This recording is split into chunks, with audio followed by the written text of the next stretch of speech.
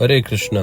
श्रीमद् भगवद गीता यथारूप अध्याय 3 श्लोक संख्या 39। आवृतं ज्ञान मेतेन ज्ञानिनो नित्यवैरिणा कामरूपेण कौन्तेय दुष्पूरेण अनलेन च। इस प्रकार ज्ञानमय जीवात्मा की शुद्ध चेतना उसके काम रूप शत्रु से ढकी रहती है, जो कभी भी तुष्ट नहीं होता और अग्नि के समान जलता रहता है। तो पिछले श्लोक में भी हमने देखा कि अंतिम शब्द आया था आवृतम, और इस श्लोक में भी पहला शब्द आया है आवृतम। तो आवृतम ढक दिया गया है। ज्ञान क्या ढक दिया गया है? ज्ञान को ढका किसने है? क्योंकि आत्मा सत, चित और आनंद का बना है। सत मतलब शाश्वत, चित मतलब ज्ञान, आनंद मतलब आनंद। सच्चित आनंद का बना आत्मा, उसको किसने ढका? उसको आवृतम किसने किया? नित्य वैरिणा। तो ये जो काम है, ये किसी साधारण व्यक्ति का ही शत्रु नहीं है।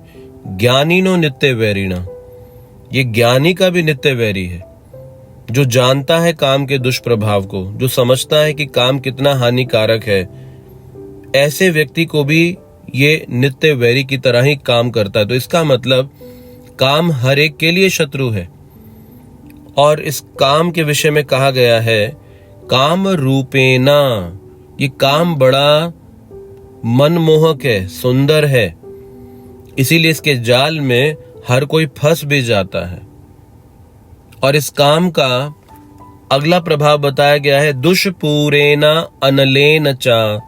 जैसे अग्नि में आप ईंधन डालो और ये सोचो कि अग्नि कभी संतुष्ट हो जाएगी, बुझ जाएगी, शांत हो जाएगी, तो ये संभव ही नहीं है। अग्नि में अगर आप ईंधन डाले तो अग्नि और प्रज्वलित होगी, वो शांत नहीं होगी। उसी प्रकार से काम की पूर्ति काम को संतुष्ट नहीं करती, काम को और बढ़ा देती है। महाराज ययाति श्रीमद् भागवतम में उदाहरण आता है, वो वृद्ध हो गए लेकिन काम की इच्छा कभी वृद्ध नहीं होती।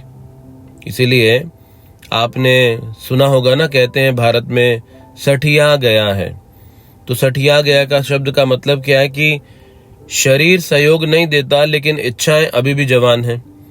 इसीलिए नीति शास्त्र कहते हैं शरीर जीर्ण हो जाएगा लेकिन इच्छाएं कभी जीर्ण नहीं होती। ये इच्छाएं कभी भी बूढ़ी नहीं होती। तो इसका अर्थ हुआ कि जितना हम इन इच्छाओं को तुष्ट करने की कोशिश करें, उतना ये इच्छाएं और बढ़ती हैं, शांत नहीं होते। जैसे अग्नि में ईंधन डालकर अगर कोई ये सोचे कि अग्नि बुझ जाएगी, अग्नि बुझेगी नहीं, वो और अधिक प्रज्वलित हो जाएगी। तो महाराज ययाति वो वृद्ध हो गए, भोग की इच्छा थी, और अपने पुत्रों के पास गए कि अपना युवावस्था मुझे दे दो और मेरी वृद्धावस्था तुम ले लो। कोई तैयार नहीं हुआ। उन पुत्रों में से एक पुत्र पुरु तैयार हो गया और उसने अपनी युवावस्था अपने पिताजी को दे दी, और ययाति महाराज ने कहा मैं कुछ समय के बाद तुम्हें वापस लौटा दूंगा। 1000 वर्षों तक उसकी युवावस्था के साथ भोग करते रहे, लेकिन फिर भी वापस लौटाने का मन नहीं था। तो इसका मतलब ये दुष्पूरेना अनलेन चा, ये कभी संतुष्ट होता ही नहीं है। अगर कोई ये सोचे कि आज मैं काम की पूर्ति कर लूं, इन इच्छाओं की पूर्ति कर लूं जिससे ये संतुष्ट हो जाएंगी, तो मतलब आप सोच रहे हैं अग्नि में ईंधन डाल के उस अग्नि को आप शांत करना चाहते हैं। ये कैसे संभव है?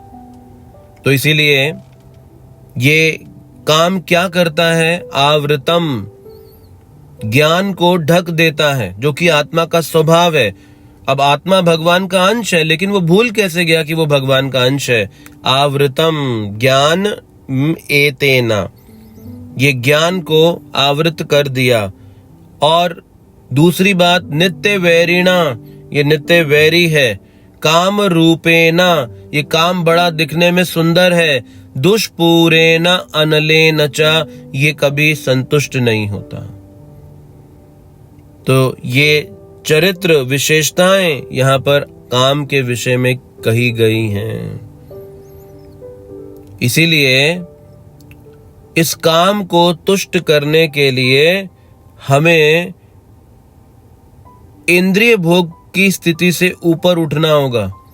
तो गीता के दूसरे अध्याय में कहा गया कि जब आप आध्यात्मिक आनंद पाते हैं तो शारीरिक आनंद आपको क्षीण लगता है। आत्मा आनंद का बना है, उसे आनंद चाहिए।